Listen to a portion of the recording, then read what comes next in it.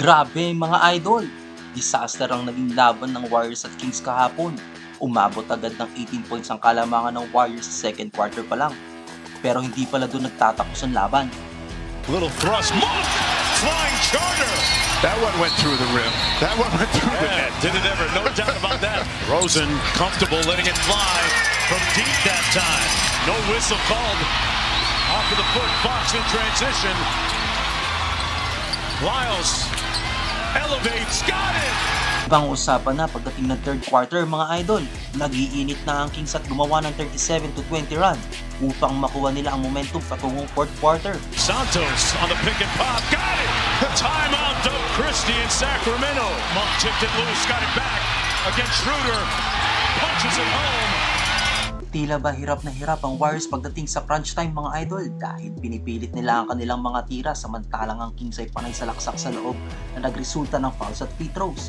Di naman na nagpahuli si Fox sa huling minuto ng fourth quarter. There's down post with a long two. He won the clutch award. Under a minute mga idol, nakawala naman si Curry sa double team nila sa Bonus at Murray para makasalaksak at maipasok isang mahirap na layup.